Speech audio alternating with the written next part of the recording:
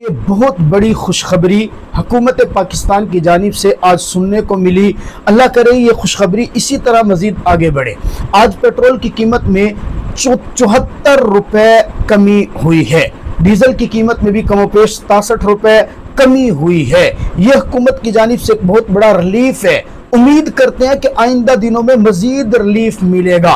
حضرات محترم، گزارش یہ کرنی تھی، جیسے حکومت پاکستان نے یہ ریلیف دیا ہے، اب وہ تمام تاجر، تمام ٹرانسپورٹر، تمام کاروباری احباب جنہوں نے کل پیٹرول ڈیزل کی قیمت بڑھنے سے اپنی اشیاء کے ریٹ بڑھائے تھے، ان سے درخواست ہے کہ جیسے ہی قیمت کم ہوئی ہے پیٹرول اور ڈیزل کی، آپ بھی اپنے منافع کی شرح کم کر کے یہ ریلیف عام عوام تک پہنچائے۔ اب یوں نہ کہنا کہ جناب ہمارا تو مہنگا خریدا ہوا ہے، ہم نے تو مہنگا خریدا تھا، جب نیا مال کم قیمت والا آئے گا تو ہم کم قیمت کریں گے، تو سوال آپ پر ہوگا۔ مجھے شاید نہ پتا چلے، عام گاہک کو نہ شاید پتا چلے، شاید وہ تو خرید لے گا، لیکن یاد رکھیے وہ رب ذوالجلال تو جانتا ہے نا۔ جب پیٹرول کی قیمت اور ڈیزل کی قیمت رات کو بڑھی تھی، آپ کے گودام کے اندر مال پڑا تھا، آپ کے گودام کے اندر ذخیرہ تھا، آپ نے صبح اٹھ کر کے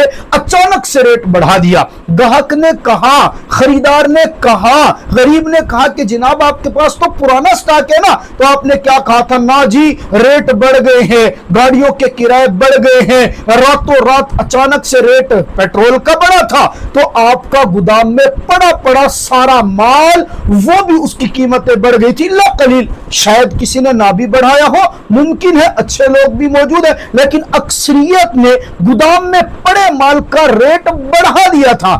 اب درخواست یہ ہے کہ جب قیمت کم ہوئی ہے، انصاف کا تقاضا یہ ہے، معاشرتی تقاضا یہ ہے، ذمہ داری یہ بنتی ہے، اگر گودام میں پڑے مال کا ریٹ بڑھ سکتا ہے تو وہ کم بھی ہو سکتا ہے۔ یاد رکھیے گا، پاک پیغمبر جناب محمد عربی صلی اللہ تعالی علیہ وسلم نے فرمایا ہے، ان کا مفہوم ہے حدیث مبارکہ کا، اللہ اس تاجر کے اوپر رحم فرماتا ہے جو خرید و فروخت کے اندر انصاف کا قائل ہو، جو نرمی کا قائل ہو۔ انصاف کیا تھا؟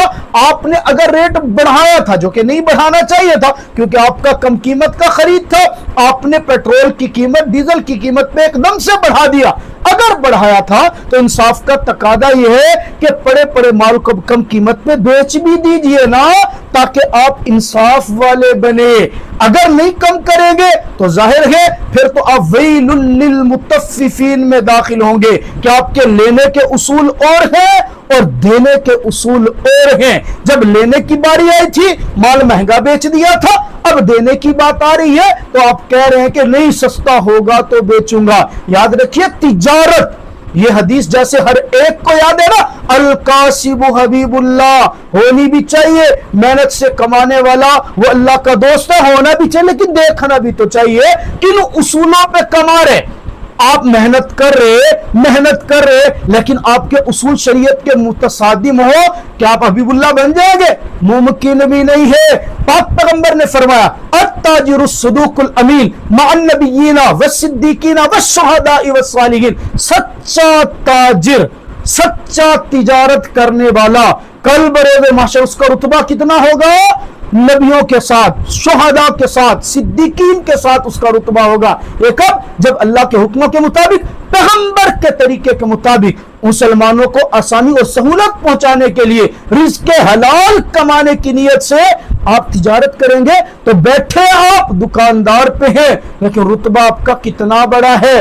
میں نے اپنی بات آپ تک پہنچا دی ہے، اللہ کرے یہ بات دل میں اتر جائے، اللہ کرے یہ بات سمجھ میں آ جائے، تاکہ اس خوشی کا اثر ہر غریب کے گھر کے اندر پہنچے، وہ آپ کے لیے اور میرے لیے ذخیرہ آخرت بن جائے۔